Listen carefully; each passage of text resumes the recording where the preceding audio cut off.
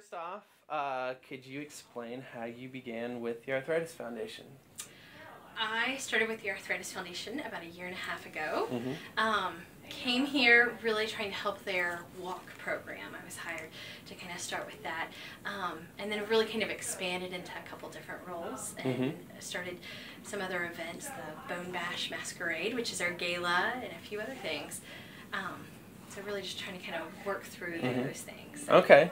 We'll get back to the other events later.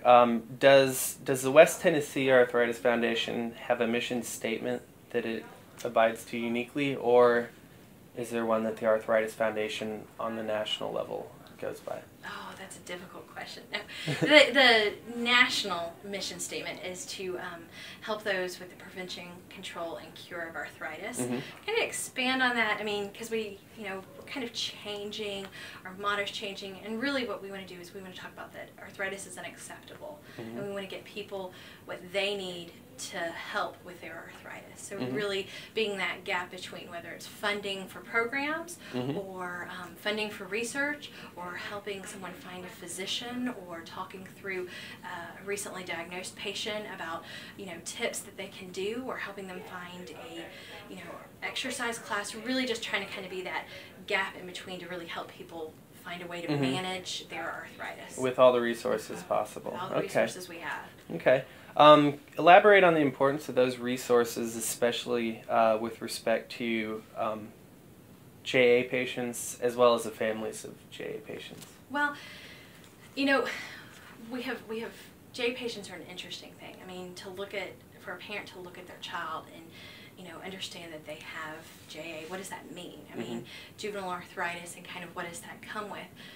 Really what we want to serve is, again, a way for the parents to connect to other parents and talk with other parents. Maybe it's just simple tricks like, bring a pillow for the kid to put their feet on, or, here are some activities, or here are some ways that I like to deal with this, to helping that parent, find outlets and resources, and letting them connect with not only other parents, but just also other patients. A lot of times those kids feel isolated and disconnected, like they're abnormal, and what we want to do is make sure that they know that they're not. They're normal, and let them have some fun, and realize that, for a 6-year-old with JA, it's still a 6-year-old. So.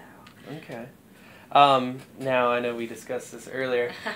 Could you go over the statistics of children affected nationally with JA, as well as on the local level, statewide, and then also in the Mid-South region? Well, we talk about it's 300,000 children nationally are affected by juvenile arthritis. That's about 6,000 here in Tennessee, and then about 3,000 in the Mid-South area. Okay. So it's a big chunk.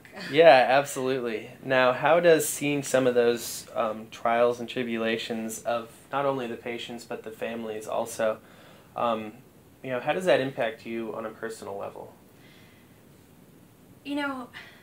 Just the families. I mean, they really just want to be normal. They just want to have fun, and they want to go to sleepovers, and they want to go to camp, and they want to just, learn that. And for the parents, I mean, it's a total life adjustment. They now have this child who has to have specialized medicines and care and doctor's appointments, and it adds a whole list of things. And, we want to serve as kind of that resource that lets them know that it's going to be okay. And a lot of times it's just listening to them, and if we can't do it, it's giving them someone else who can. So maybe it's another parent, maybe it's a volunteer of the foundation, maybe it's just connecting them to a group that can help, but something. So.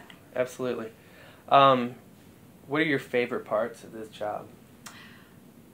Ooh, we have lots of favorite parts. I really enjoy working with people. I think, kind of getting out and telling the stories and the people we meet. My favorite event is our arthritis walk. It's just so neat to see these people come together. And it's not just, you don't have to have arthritis to come to the arthritis walk. I mean, sometimes it's you're supporting a neighbor or a friend, or,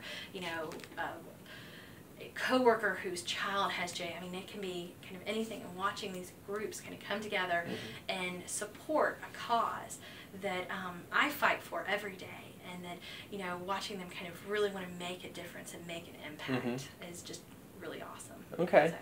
And to close, discuss the walk as well as the other events, the golf tournament, the gala, the Jingle Bell Run. Just a quick rundown of each. Yeah, our arthritis walk is June 4th. It's at Shelby Farms. It's great. It's fun. It's a family-friendly event. You know, everyone's invited, including Fido. A lot of people don't even realize dogs get arthritis too. So you've got that. Okay. But really, it's about, you know, the community coming out and supporting, and, you know, all coming together and fighting for that. Right. So then we have our golf tournament. That's just a fun golf tournament. It allows some business professionals to come out and work together. It's held at Tunica National. No, it's held at Harrah's Casino. And it's a really fun golf tournament. Bone Bash, the Masquerade, is our gala. It's a black tie gala. It's October 29th. It's a fun event. It's at the Peabody Hotel, and really it kind of involves some of the corporations, businesses that support us. So, and then our Jingle Bell Run in Jackson. It's in Jackson, Tennessee. It's a 5K run, and it kind of expresses to that community, because Jackson kind of operates a little different from Memphis. It's its own separate area, and we want to have